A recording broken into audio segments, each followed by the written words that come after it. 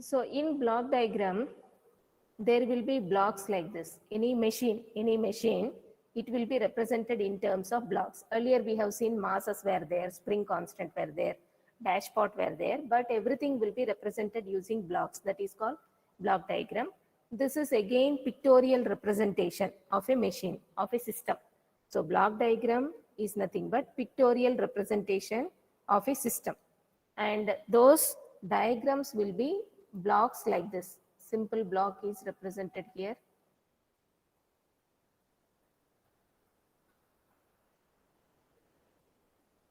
So it is a pictorial representation.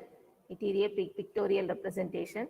Differential equations we were using, so say mathematical differential equations, all that will be included within the block, and each component of the system is represented using block. Each component, dashboard, spring constant, everything will be represented using block. The main purpose is to derive the transfer function. Main purpose of block diagram is to derive the transfer function. So what is transfer function? Laplace transform of output divided by Laplace transform of input. If you have a system, input we are taking x of t, output we are taking y of t. If you take Laplace transform, this is x of s, this is y of s. Now the transfer function is nothing but Laplace of output by Laplace of input. Laplace of output by Laplace of input. In order to find that, we are using the block diagram. Now if you see the fundamentals, so output is always getting multiplied with the gain and input.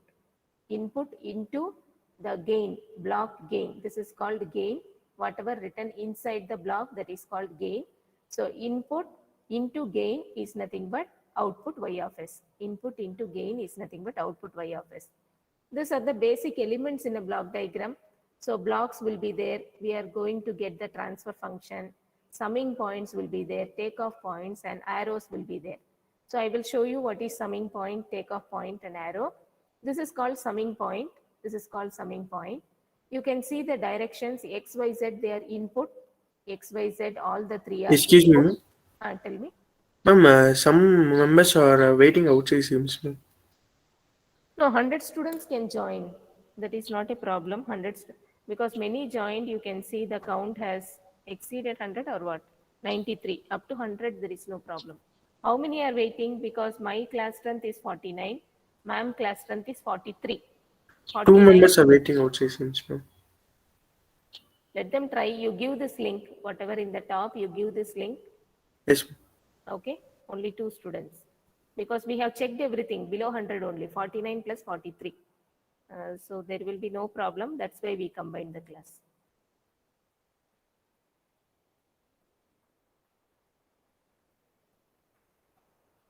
Now this is about the summing point. So 3 inputs. You can see the arrow mark direction. You can see the arrow mark direction. So these 3 are inputs and output is nothing but sum of the inputs. You can see x is plus, y is also positive, but z is negative because the sign which is applied here. In the diagram you can see minus symbol is there. So sign which is present, z will get multiplied with the sign. So z is becoming minus z. So summing point means there will be 2 or 3 inputs which will be added, summation. The symbol, sometimes it may be like this, summation. So output is sum of the inputs. Algebraic, add or subtract will take place. Takeoff point means like this. Takeoff point means like this. For example, if there is a block, I am giving input is R. Input is R of t. Output is C of t. Output is C of t. The gain inside the block be G. Gain inside the block be G. So takeoff point means this signal is input signal. This is output signal. Input is going like this. But on the way, if I take one point outside like this is called takeoff point. This is called takeoff point. And here also R of t will be available. You can use it for some other system if wanted. Okay. So the same R of t, I am taking it out as it is. Okay, a copy of R of t will be available. We can also connect it somewhere if required. So this point is called takeoff point or branch point. In some textbooks, they might have written branch point. branch point or takeoff point, one and the same. In this diagram also, the same is explained here. Z is coming like this. If you have a block here, so after the block, the output is coming as Z. Inside the block, if 1 is there, Z is getting multiplied with 1. So as it is coming out. Okay. So rather than this diagram, the diagram I have done on the side, it will give you more easy understanding. Now I'm going to next point, forward path. So this system we have seen in closed loop transfer function, G of s, H of s, we have seen. Whatever in the straight path is there, that is called forward path. Whatever in the backward direction, whatever coming in the backward direction, that is called feedback path. Okay. So whatever in the straight path, that is called, so in any given diagram, whatever in the straight path from input towards output, that is called forward path. Whatever backward direction it is available, that we should call it as feedback path, backward direction. Now coming to the rules, we are having rules. So for example, I will show you a diagram and we are supposed to reduce it in order to find the transfer function. For example, if you see this diagram, this is a big diagram. Many blocks are there. You can see summing point is here, This is called branch point or takeoff point. This is again summing point. This is branch point, again summing point, branch point is there. Many gains are there. And whatever in the straight path, that is forward direction, forward path. From input to output, whatever in the straight path, that is forward direction, forward path. So whichever arrow marks backward direction, that is feedback path. This is another second feedback path, H2 is present. And this is another thing, third feedback path, backward direction. Okay, third feedback path. And here, this is in forward direction. So this is not feedback. The arrow mark goes in the forward direction. This is parallel path to the forward path. Okay, forward path means this straight line. And you are having one parallel path, which is also moving in the forward direction. So this G4 is parallel path. Okay, this is a big diagram. We have to reduce it and find Y of s by R of s, output by input. That is called transfer function. How to reduce this to a single block? Many blocks are present over here. How to reduce this to a single block? We have to follow some rules.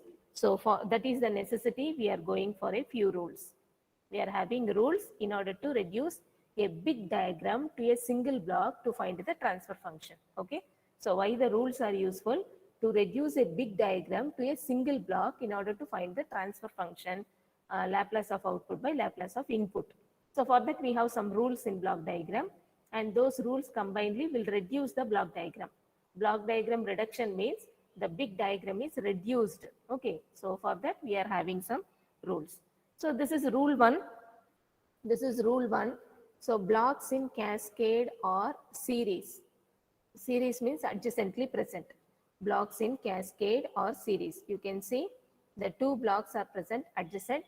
If whatever may be the gain inside, just we can multiply them. If blocks are in series, we can just multiply them. Cascade or series, one and the same. Okay, G1 into G2. So every time G1, G2 will not be present. Sometimes representation may be 3, sometimes representation may be 1 by 2, and the input R of s. Sometimes output input, they may use different notations, Y of s also. So if you go with this, you have to multiply because the two blocks are in series. So 3 into 1 by 2, which is 3 by 2 or 1.5, 3 by 2 or 1.5. So it will be better if we maintain the arrow mark direction. So here in my diagram, R of s, Y of s are the input and output. So 3 into 1 by 2 is the single gain. Two blocks are reduced to one block. Okay. So every time the alphabetic or general representations will not be there. Sometimes some exact gain values also will be given. Here G1 value is 3, roughly I am taking. G2 value 1 by 2, roughly I am taking. Okay, you can put 5, 1 by 7, any value, whatever you want.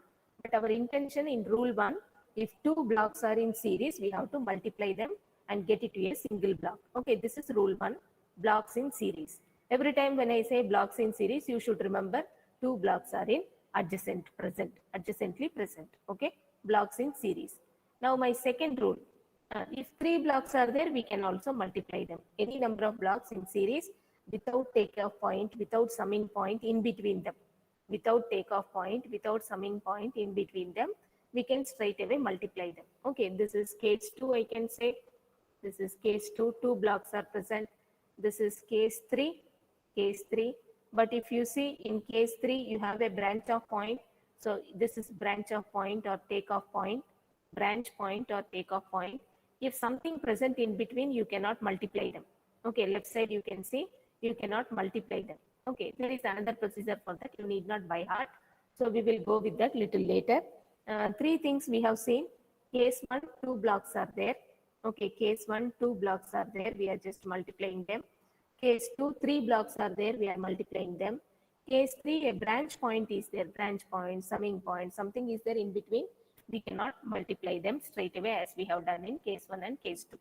I am going to rule number 2.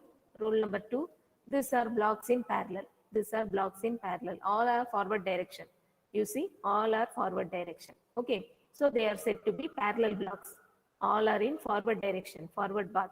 There is no backward direction arrow. Okay, the 3 blocks G1, G2, G3, there is no backward direction arrow. So they are called parallel blocks. Parallel blocks. If some parallel blocks are like this, we have to add them. We have to add them because minus sign is there after G2. That G2 will get multiplied with that minus. Okay. So if I take some 3 and 2 blocks, if I take 2 blocks, same input I am applying to both of them. Same input I am applying to both of them. Input is R of S or R of T, and at the output I am putting a summing point. At the output I am putting a summing point, and this I will give plus sign. Sometimes inside the block they will give the symbol. Sometimes inside the that one, okay, summing point, they will give the symbol. This is our output C of S. Here just addition, the exact values of gain is given. So C of S is nothing but 3 plus 2. So C of S equal to 5. C of S equal to 5 into input. 5 into input. Okay. If I go for transfer function C of S by R of S, in that case it will be 5. Okay. This is called transfer function. So 3 blocks are there. You can reduce them to a single block in order to find the transfer function. Here transfer function, how to write? C of S by R of S is nothing but G1 minus G2 plus G3. This is the transfer function in the this particular diagram.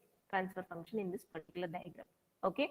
So instead of plus in the second diagram, what I have drawn, instead of plus, if minus is there, you have to appropriately subtract the value. Okay.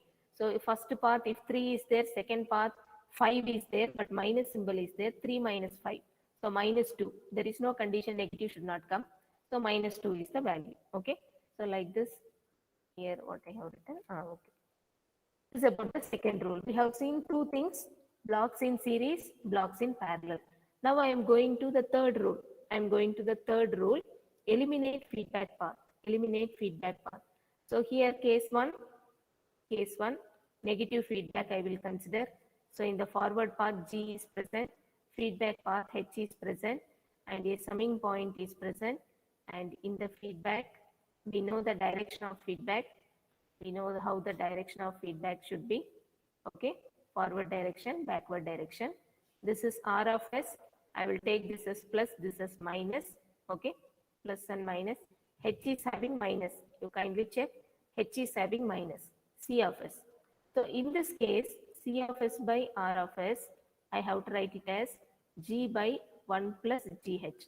Because H is having minus sign. H is having minus sign. Denominator will come plus. Denominator will come plus. Okay. So if I have G, H in the feedback path, okay. Here I am having a summing point and R of S is the input. Both are plus and plus. Both are plus and plus.